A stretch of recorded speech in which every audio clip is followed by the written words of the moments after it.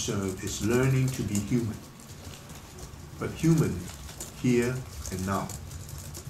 Not the kingdom of God yet to come, not the other shore like the Buddhist notion, the pure land, but it's the world here and now.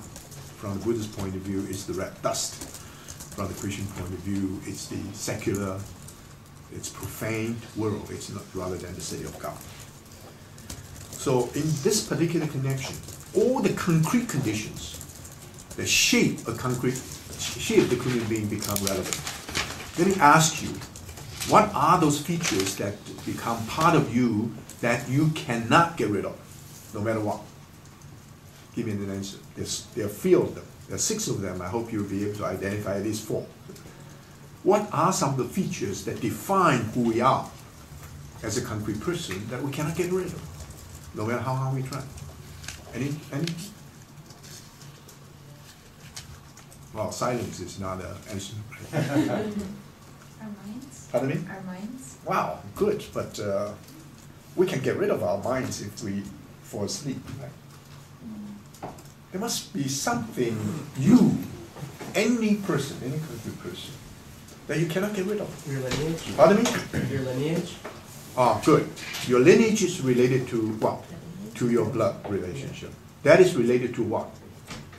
To your ethnicity. You cannot choose your ethnicity. Now you all become Americans, some people convert to Americans, be it Chinese Americans, Caucasian Americans, Italian Americans, African Americans. So ethnicity. What else? Gender. Pardon me? Gender, right. Of course, now you can do it, but it's very difficult. Okay, what else? Culture? Culture is good, but culture is more flexible, right? You say you just cannot get rid of it, no matter how hard you try. Let's say age. You cannot become older than you are. I mean, of course you become older, but you cannot change your age cohort, right? You cannot. You cannot change the birthplace. You're born. You cannot change at certain juncture your status, where you're born, right? You're born very rich, yes. Family? Yes, family is related to all this, right? Related to your ethnicity, related to your age group, and so forth. All right. And also, culture. Someone meant culture, your faith. When you're born a Catholic, you're born a Buddhist, or you're born in a different culture, normally it becomes your culture DNA, it became your habits of the heart. Difficult to get rid of, right? Now, in most cases, you have to try to get rid of them, or to transcend. Harvard has tried very hard to mix you all together, rather than asking what they call the ethnic tracking. If the Chinese and Asian Americans always hang out with Asian Americans, Caucasian, African, normally you do that, but that's not good enough. There's an attempt to say, don't become obsessed with your ethnicity, right? You have a question? Go ahead. Oh no, I was going to ask what the 6th one was, but I just remember. Don't worry about it. It's an example. Oh. You think about it, there's so many others. Some you take seriously. Another one is language. Normally you're seasoned in one language, right? And you know the joke that if you know 2 languages, you are bilingual. If you know a few, you're multilingual. If you know 1 language, you are an American. So that's language seasoned. But anyway, in most cases, you transcend them. You don't get rid of them.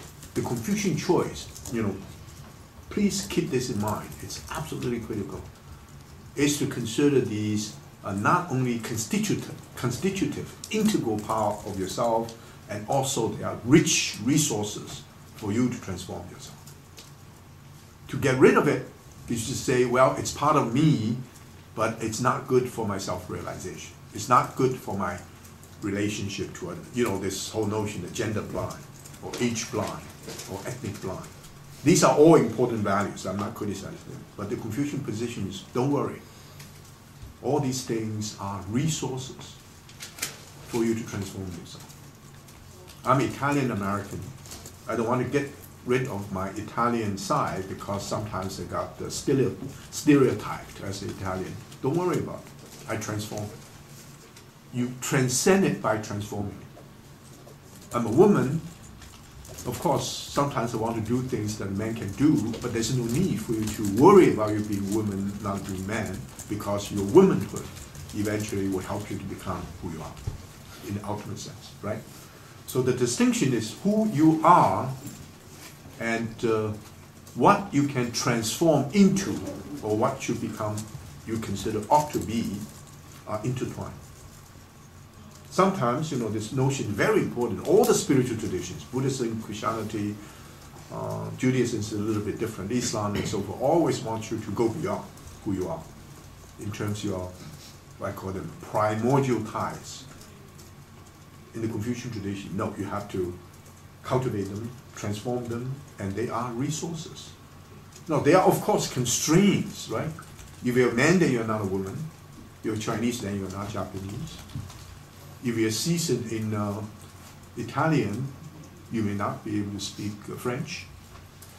All these are constraints, but the constraints from many cultural traditions, to get rid of them, to break away from these constraints. The Confucian traditions allow these transforms to shape you, but transform them. And these constraints may become, we have a very beautiful term, a colleague of mine have been working on this, enabling constraints. The constraint is an enabling process, enabling in the sense of help you to become better, to become more able. Okay. This idea is so crucial to the Confucian tradition. It is a very pluralistic tradition. Human beings are all different. Each human being has its own cause of action. There's no substitute. That's the reason why learning is for the sake of the self. Learning is not for others. And people say Confucianism is a form of social ethics. That's right. But the social ethics begin with self-understanding.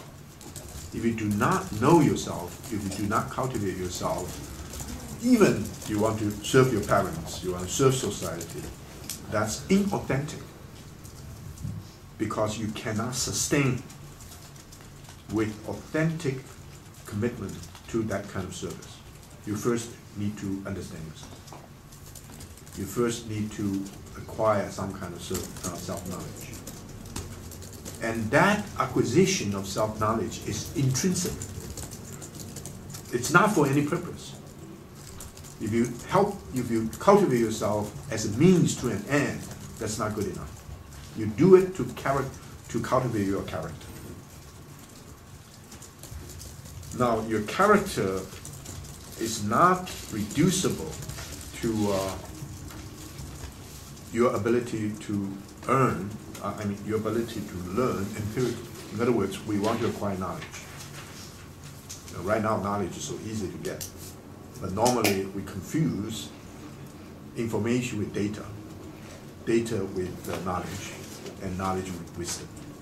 We can get all kinds of data, all kinds of information, but sometimes we don't form this kind of information into knowledge. Therefore, we are not necessarily knowledgeable people. But even if we become very knowledgeable, doesn't mean we have wisdom. Wisdom is something that is not reducible to all these other features. So the first thing is, to learn a lot, information is not good enough. It's not going to cultivate your personality or your quality of life. Therefore, learning is for the sake of the self, and learning is character building. We learn in order to acquire all kinds of skills. Now you people are using all these skills. I haven't really perfected all these skills of being able to take notes, to do all kinds of things. These are skills. If you go into the legal profession, you know the skills, the basics. If you go to the medical profession, if you go to computer sciences, all these skills are taken for granted. If you don't have these skills, you are not being accepted as a member of that community. But that will not necessarily help you to build up your character. So building your character is not at all in conflict with acquiring knowledge or internalized skills, but internalizing skills, acquiring knowledge, cannot automatically help you to cultivate your personality. Now, so far, you may get the wrong, you may get the wrong message.